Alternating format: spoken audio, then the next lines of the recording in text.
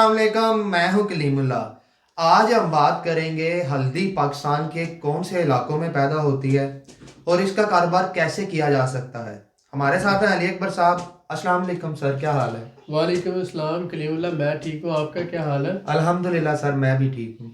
Sir आप हमें बताएं कि हल्दी पाकिस्तान के कौन से इलाकों में पैदा होती है और इसका कारोबार कैसे किया जा सकता है। जी कलीमुल्लाह, आज का टॉपिक आपका बहुत अच्छा है। बहुत शुक्रिया सर। आप ये देखें कि हल्दी जो है, टर्मरिक, पाकिस्तान के जो टॉप 5 डाइटरी मटेरियल्स हैं, जिनमें यानी बड़े 5 जो फूड मटेरियल्स की बात करते हैं, जी सर। उसमें हल्दी जो है रजिस्टर्ड है एज ए टॉप 5, फिफ्थ या फोर्थ जो है वो मटेरियल है पाकिस्तान का। तो जब भी अगर आप स्पाइसेस की बात करते हैं या घर में खाने के हवाले से आप मसाला जात की बात करते हैं तो आपके जहन में हल्दी आती है। और इसका मतलब ये है कि सदियों से जो है हल्दी पाकिस्तान, इंडिया और इस पूरे एशिया में खाई जाती है और इसका इस्तेमाल किया जाता है। तो कोई भी कमोडिटी जिसको हम हर घर की ज़रूरत समझते हैं, जैसे हम ऑलरेडी बात कर चुके हैं मिर्चों पर और बासमती चावल पर, इसी तरह से अगर हम बात करते हैं हल्दी पर तो ये भी हर घर की ज़रूरत है। तो जब एक चीज़ ज़रूरत है और पाकिस्तान के टॉप 5 डाइटरी मटेरियल में डाइटरी मटेरियल में रजिस्टर्ड है, तो इसका मतलब ये है कि उस कम्युनिटी की बहुत ज़्यादा अहमियत है। और जब हम उसका बिज़नेस करना चाहते हैं तो उसकी जो बारीकियां हैं वो हमारे लिए समझना बहुत ज़रूरी होता है। तो बिज़नेस से, क्योंकि नाम ही सप्लाई और डिमांड का है, तो आप ये देखते हैं, पहले तो हमें डिस्कस करना है कि ये इसकी अहमियत क्या है और उसके बाद हमने ये बताना है कि अगर हम इसका कारोबार करना चाहते हैं तो वो हम कैसे कर सकते हैं। तो आप ये समझें कि हल्दी जो है 22 करोड़ का अगर या 24 करोड़ आबादी है पाकिस्तान की, तो उसमें हर घर में इस्तेमाल होती है और लाजमी तौर पर इस्तेमाल होती है। ये स्पाइसेस के अंदर एक एसेंशियल कमोडिटी है। इसके बाद फिर हल्दी की एक्सपोर्ट भी होती है। दुनिया में बहुत से ममालिक हैं जो हल्दी इंपोर्ट करते हैं और बहुत से ममालिक हैं जो एक्सपोर्ट करते हैं। अब हम पहले बात करते हैं कि पाकिस्तान के कौन कौन से इलाकों में हल्दी पैदा होती है। ठीक है, तो हम ये देखते हैं कि पाकिस्तान में सूबा पंजाब जो है, पंजाब का सूबा नियरली 85% जो है, 80 to 85% हल्दी ग्रो करता है, टर्मरिक हल्दी। और उसके बाद पंजाब के बाद केपीके का आ जाता है, वो तकरीबन 10 से 15%, जबकि बलूचिस्तान में और सिंध में हल्दी पैदा नहीं होती।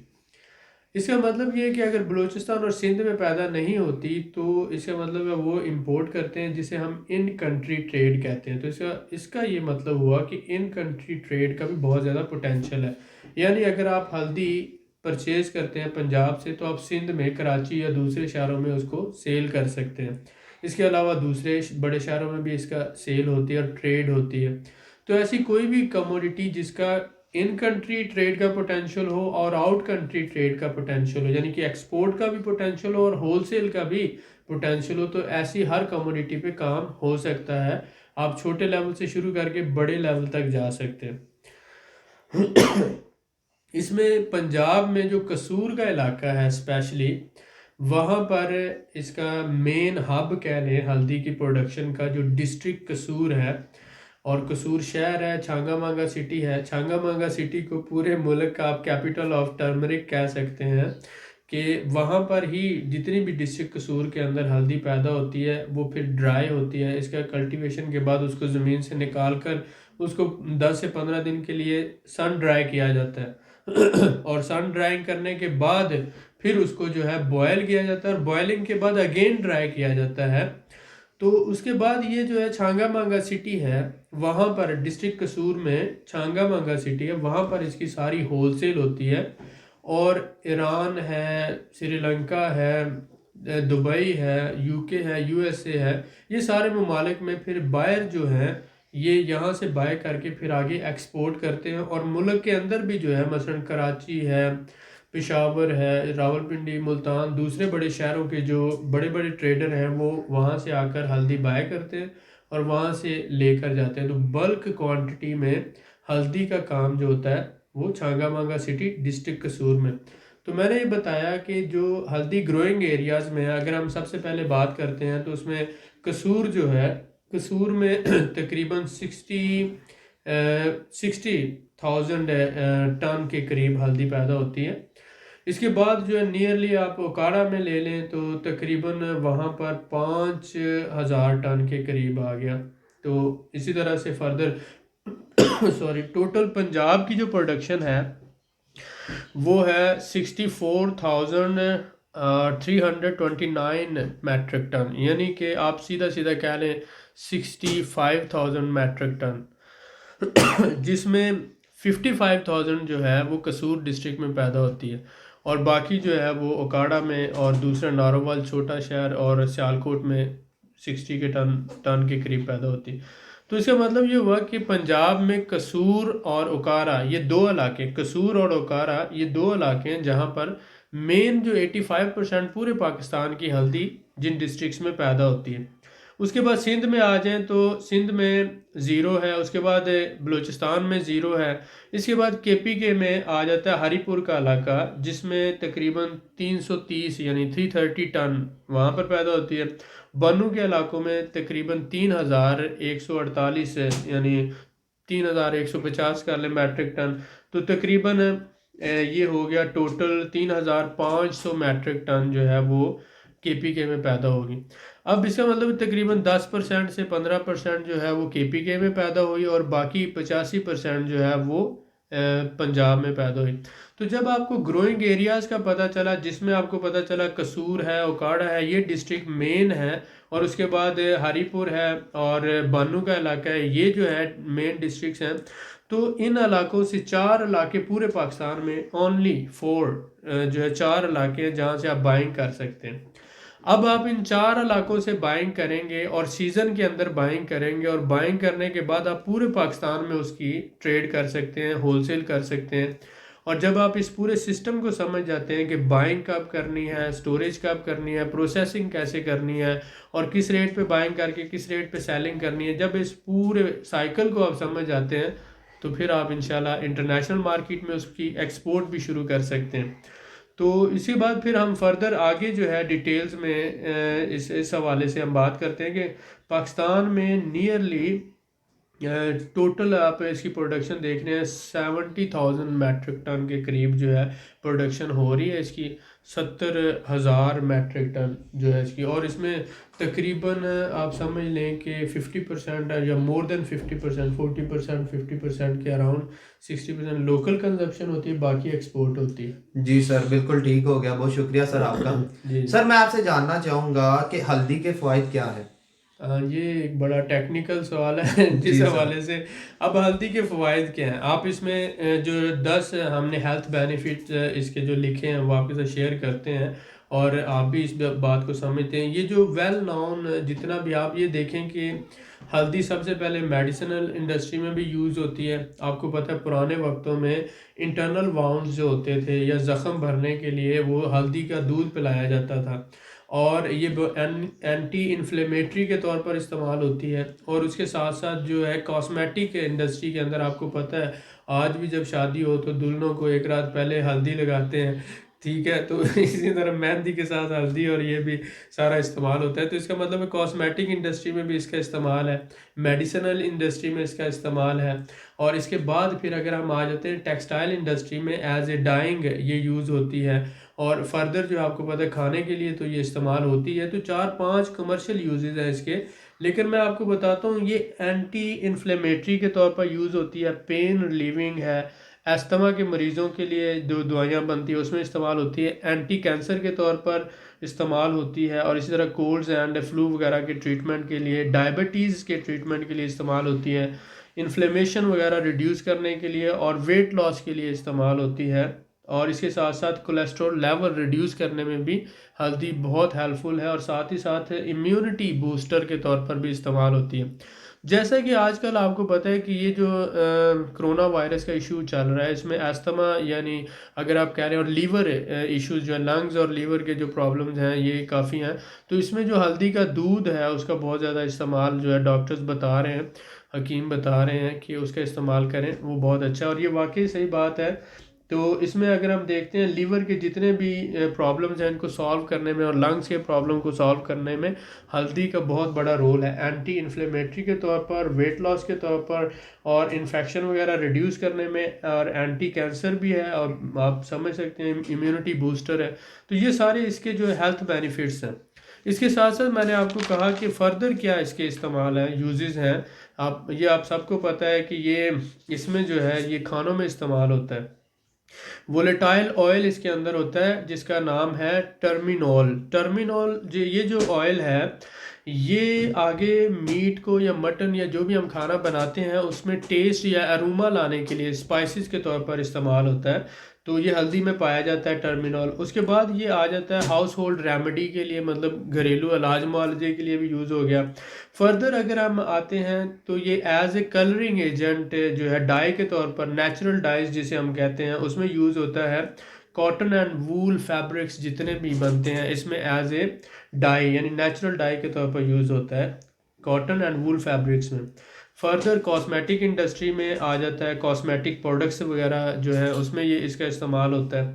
उसके साथ साथ ये मेडिसिन इंडस्ट्री में एज ए एंटी इन्फ्लेमेटरी और एंटी कैंसर, एंटी डायबिटीज़ जो है इसके लिए इस्तेमाल होता है। तो अगर हम देख रहे हैं कि मेडिसिन इंडस्ट्री में इसका इस्तेमाल है, साथ ही साथ कॉस्मेटिक इंडस्ट्री में इसका इस्तेमाल है। फर्दर हम टेक्सटाइल इंडस्ट्री में कॉटन और जो वूल फैब्रिक्स हैं उसकी डाइंग में इसका इस्तेमाल कर रहे हैं, ठीक हो गया। और साथ ही साथ ये घर में खाने वगैरह। तो इसमें हम देखते हैं इंडिया है, पाकिस्तान है, यूके है, अमेरिका है और इसी तरह से सऊदी अरब, दुबई, जहाँ पर भी एशियन कम्युनिटी है वो सारे घरों में जो है स्पाइसेस के साथ हल्दी का ज़रूर इस्तेमाल करते हैं। ये हमारे यहाँ एक ट्रेडिशन है। तो इसलिए जो आप देखें कि इसका बिज़नेस आज भी पाकिस्तान के हर घर में हल्दी जो है, मिर्च के साथ हल्दी और मसाला जात जो है एक एसेंशियल आइटम है जो पूरे साल में 365 दिन हर सूरत इस्तेमाल होती है, कभी कम या कभी ज़्यादा। तो इसका मतलब है इसका बिज़नेस जो है फ़ायदेमंद हो सकता है और इससे अच्छा पैसा कमाया जा सकता है। तो मेरे ख्याल में ये सारे यूजेस मैंने आपको बताए, और इसमें जो जितनी भी स्पाइसेस हैं इसमें डिफरेंट वाइटामिन्स हैं, वो सारी डिटेल अगर हम बताएंगे तो वीडियो बहुत लंबी हो जाएगी। लेकिन ये बात आप समझें कि ये एक बहुत ही यूज़फुल कमोडिटी है और बहुत ही यूज़फुल एक आइटम है, डाइटरी मटेरियल है जिसका इस्तेमाल पूरी दुनिया में आते वक्त के साथ बढ़ता जा रहा है। अब आप इसका अंदाज़ा कर लें कि इस वक्त भी जो है ये तकरीबन 8,000 6,000 से 8,000 पर मन, यानी तकरीबन 100 kg का अगर हम बात करें कि 16,000 रुपये पाकिस्तानी की 100 kg मिलती है, ठीक है। तो ये एक मन के हिसाब से अगर हम बात करते हैं 40 kg का तकरीबन 6,000 की मन है। तो ये होलसेल मार्केट का रेट है। लेकिन जब ये रिटेल में चली जाती है तो 6,000 की जो मन है वो 10,000 में रिटेल में सेल हो रही है। तकरीबन रिटेलर 4,000 इसमें से 3 से 4,000 मुनाफा कमा रहा है। तो होलसेलर जो है वो भी डेफिनेटली मुनाफा कमा रहा है, ठीक है। 20% से 25% इसमें मार्जिन होता है होलसेल में भी।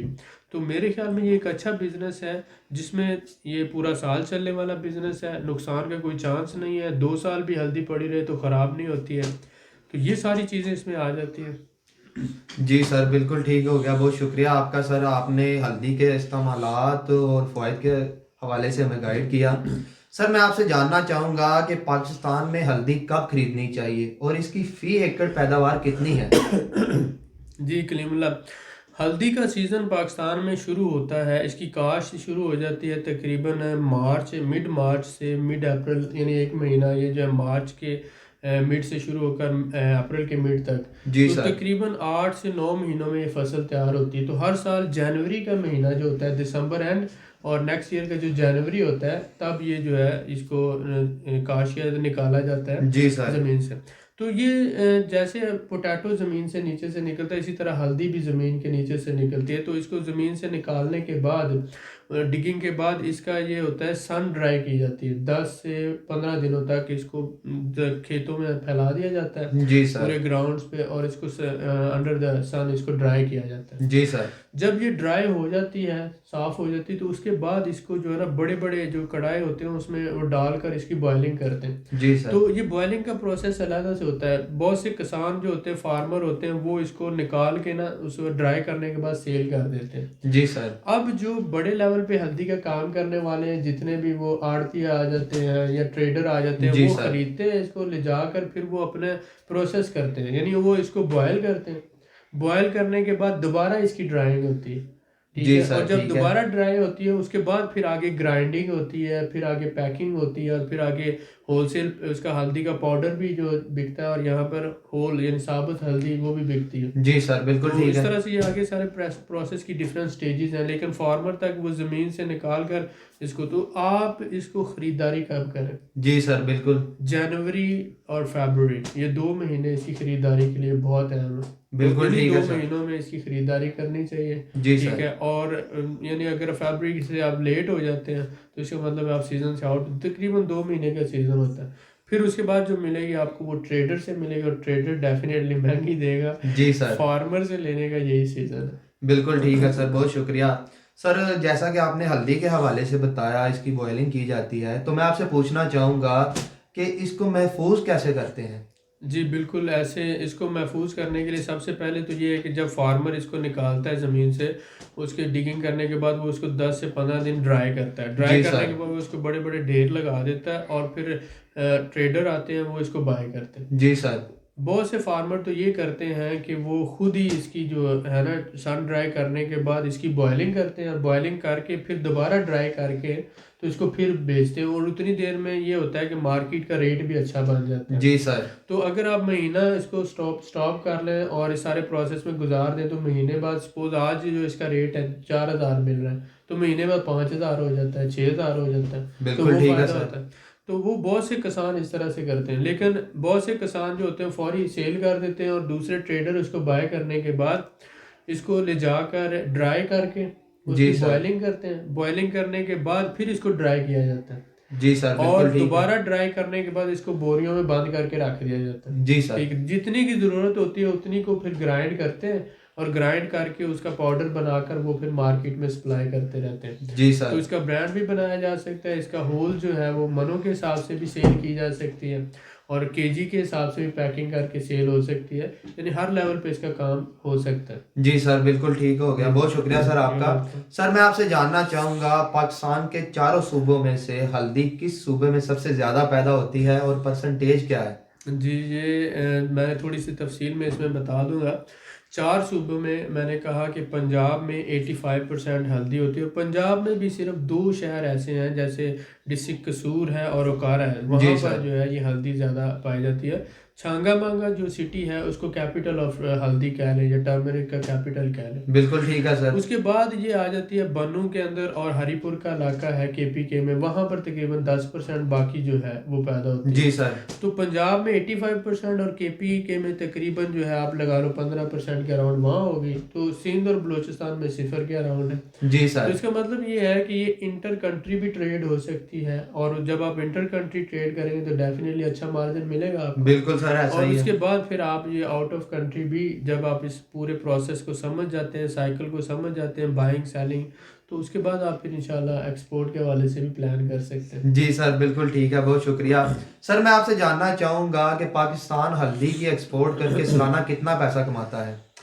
जी तकरीबन इसमें हमने देखा कि एक 100 केजी जो लोकल रेट है वो आ रहा है तकरीबन 16,000 पाकिस्तानी के करीब। जी और सर। पाकिस्तान तकरीबन जो है ना, वो जो हमने डाटा देखा उसमें 13,000 मैट्रिक टन जो है, 13 से 14,000 मैट्रिक टन एक्सपोर्ट करता है। जी सर, बिल्कुल ठीक ठीक है, है। और इसमें बाकी जो लोकली कंज्यूम होती है, जी तो सर। तकरीबन 22 से 25 मिलियन जो है वो इसका समझ लें, वो तकरीबन रफली एक एस्टीमेट है जिसकी एक्सपोर्ट होती है हर जी साल सर। पाकिस्तान से। तो ये एक अच्छी अमाउंट है। दूसरी बात ये कि एक्सपोर्ट सेक्टर में जो है इंडिया लीड कर रहा है, लेकिन हम उससे पीछे हैं। जी सर। उसके बावजूद एक्सपोर्ट में पोटेंशियल तो है ही, यानी 22-25 मिलियन छोटी रकम नहीं है। उससे हम जब नीचे आ जाते हैं तो पाकिस्तान के अंदर भी तो इसका बहुत बड़े लेवल पे काम हो सकता है। बिल्कुल सर, ऐसा ही है सर, बहुत शुक्रिया सर आपका। वेलकम। मजीद मालूमात के लिए हमारे चैनल को सब्सक्राइब करें, वीडियो को लाइक करें और शेयर करें। बेल आइकन को जरूर प्रेस करें ताकि हमारी अगली वीडियो आपको मिल सके। अल्लाह हाफिज।